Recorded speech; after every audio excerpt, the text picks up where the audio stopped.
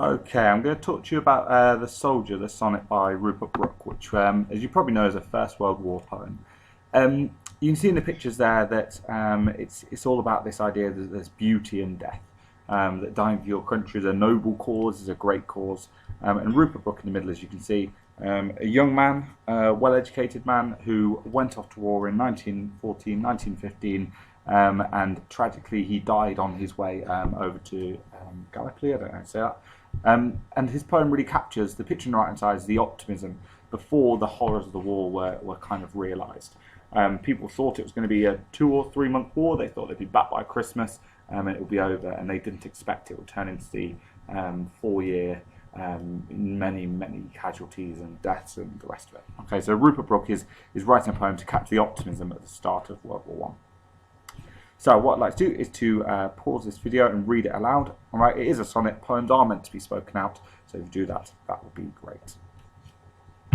Now, I would say that these are the kind of key parts of it. Now, remember, when I'm doing these bits, this isn't everything that you could ever say. Of course, it's not. It'll probably be enough for about a level 4 or level 5 analysis, and it's your own interpretation that will get you further.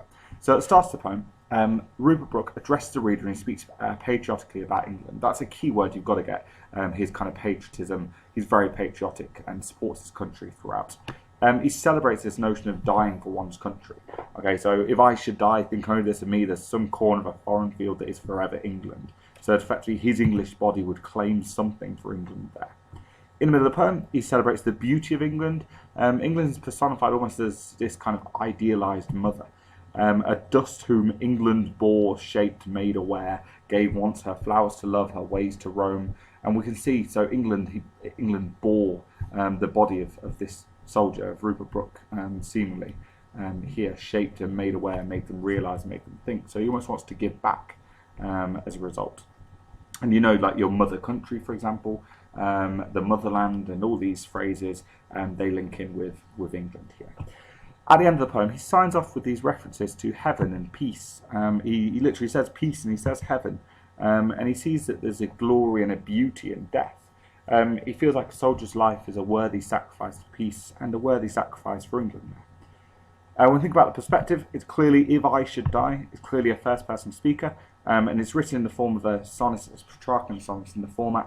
And these were often associated with love. And so it is effectively that love poem.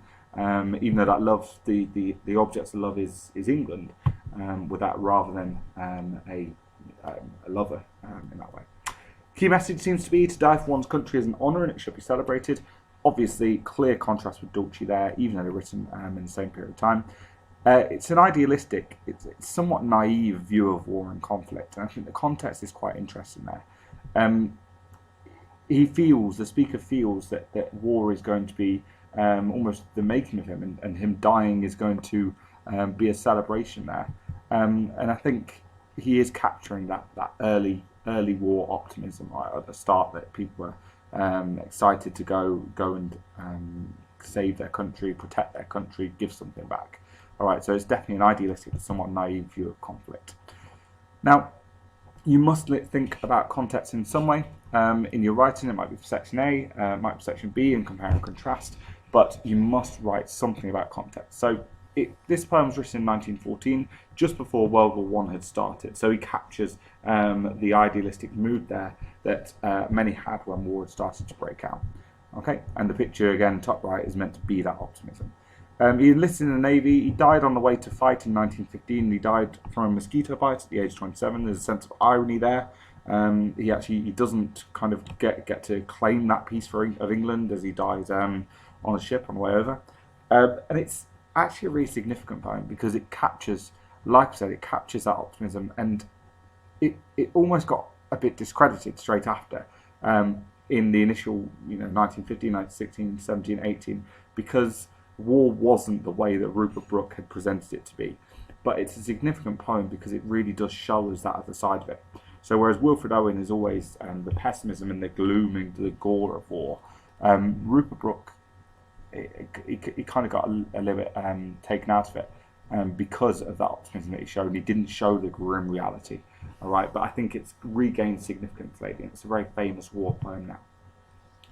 If I was to look at it, it's quite hard to just pick a few bits. I feel like because it's a sonnet, every part is quite important. It's really carefully crafted.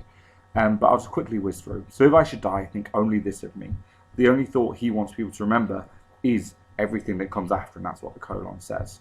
All right, so think that he claimed that part for England. All right, and this idea of death, he's not afraid of it. And the conditional of if I should die. All right, there's not a sorrow, there's not a sadness, there's no grief. It's just, I have done my duty because I have made a part forever England. All right, because his body, that English body that he has claimed a corner of a foreign field for his country. In the middle then, this is the beautiful imagery that he's got. We see almost the romanticised England of flowers to love, ways to roam there, and I think that you can see there's a romantic attachment, there's romantic love between the speaker, the soldier, and the country. And England bore, shaped, and made aware, so it's kind of made him live. It's given him the life that he wanted. England gave something to the soldier, therefore the soldier now wants to give something back. I think it's interesting. A body of England, breathing English air, washed by the rivers, blessed by sons of home. We see the repetition of England, all right, again to reinforce the patriotism, the optimism, the pride that comes from being English. And washed and blessed are two interesting words there too. Okay, there's a purity, there's a cleanliness there. Washed by the rivers, blessed by sons of home. He talks about heaven later, but England here seems heavenly. It seems idyllic. It seems like perfection with it, and it seems like something that's worth fighting for, seemingly.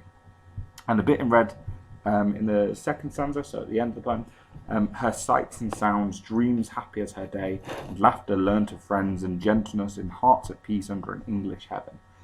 For a war poem, there's nothing about conflict really. We get the evil shed away, but it's about sights and sounds, so it's about the experience there.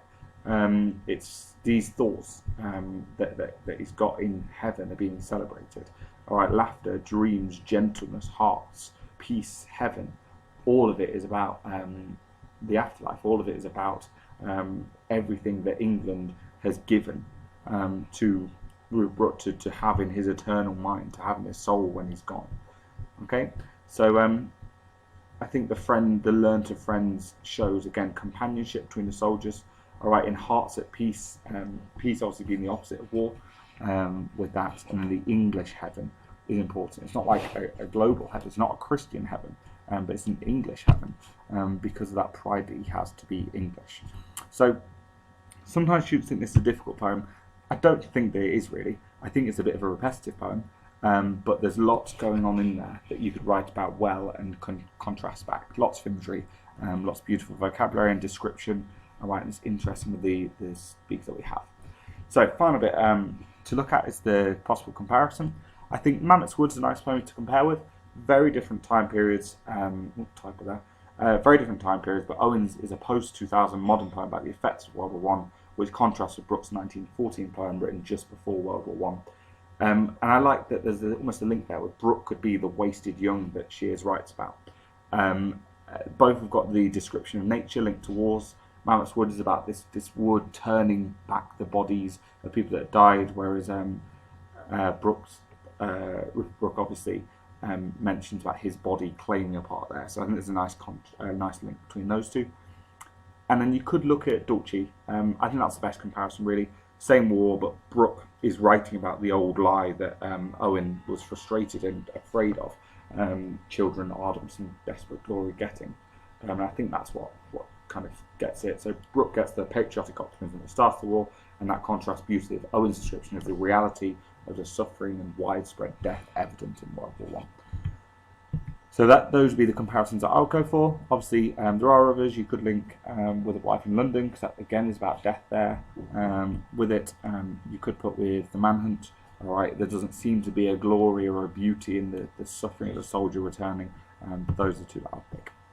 And finally, two possible questions you could write if you want to do some good revision, answering either of these. So 20 minutes for the first one, how does Rupert represent war in the poem?